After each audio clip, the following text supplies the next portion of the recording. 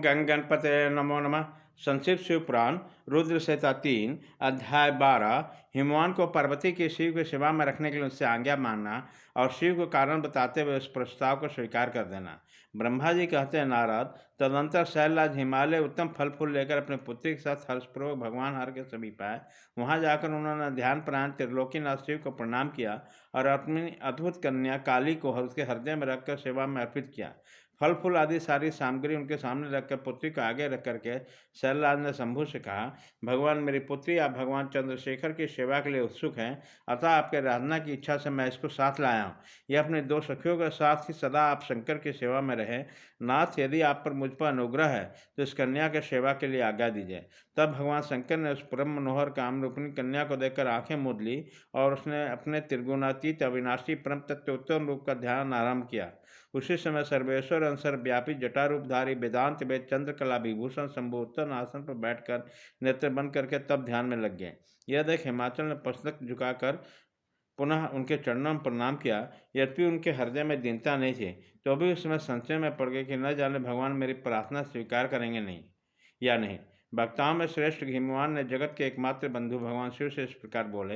हिमालय बोले, देवदेव, महादेव, करुणाशंकर, शंकर, विभो, मैं आपकी शरण में आया हूँ। आंखें खोलकर मेरी ओर देखिए। शिव, सर्व, महेशान, जगत को आनंद प्रदान करने वाले प्रभो, महादेव, आप संपूर्ण आपत्तियों का निवारण करने वाले, मैं आपको प्रणाम करता हूँ। स्वामिन, प्रभु, मैं अपनी इस पुत्री के साथ प्रतिदिन आपके दर्शन के लिए आऊँगा, इसके लिए आदेश दीजिए। उनकी यह बातें सुनकर देवदेव महेश्वर ने आंखें खोलकर ध्यान छोड़ दिया और कुछ सोच विचार कर कहा। महेश्वर बोले, गिरिराज, तुम अपनी इस कुंवारी कन्या को घर में रखकर नित्य मेरे दर्शन को आ सकते हो, अन्यथा मेरा दर्शन नहीं हो सकता। महेश्वर की ऐसी बात सुनकर शिवा के पिता हिमवान मस्तक झुकाकर उन भगवान शिव से बोले, प्रभु, यह तो बताइए किस कारण से मैं इस कन्या के साथ आपके दर्शन के नहीं आ सकता। क्या आपकी सेवा के योग्य नहीं है? फिर इसे नहीं लाने का क्या कारण है?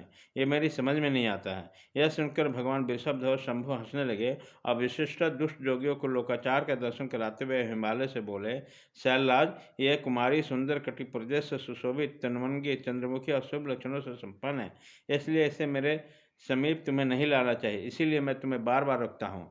वेदों के पारंगत विद्वान ने नारी को माया रूपनी कहा है।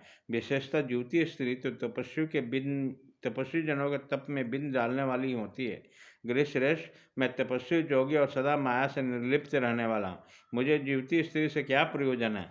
तपस्वी के श्रेष्ठ आश्रय हिमालय, इसलिए फिर तुम्हें ऐसी बात नहीं कहना चाहिए, क्योंकि तुम वेदोक्त धर्म में प्रवीण, ज्ञानों में श्रेष्ठ और विद्वान हो। अचल राज, स्त्री के संग में मन में शीघ्र ही विषय वासना उत्पन्न हो जाती है और वैराग्य नष्ट हो जाता है, और वैराग्य न होने से पुरुष उत्तम तपस्या से भ्रष्ट हो जाता है। इसलिए शैल, तपस्वी को स्त्री का संग नहीं करना चाहिए, क्योंकि स्त्री महाविषय वासना की जड़ ज्ञान वैराग्य का विनाश करने वाली।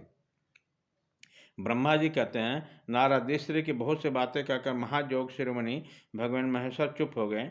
देवर से शंभु के यह निरामय, निष्प्रह और निष्ठुर वचन सुनकर काली के पिता हिमवान चकित और कुछ व्याकुल और चुप हो गए। तपस्वी शिव की कही हुई बात सुनकर गिरिराज हिमवान को चकित हुआ जानकर भवानी पार्वती उस समय भगवान शिव को प्रणाम करके विशद वचन बोली। अध्याय 12 खत्म।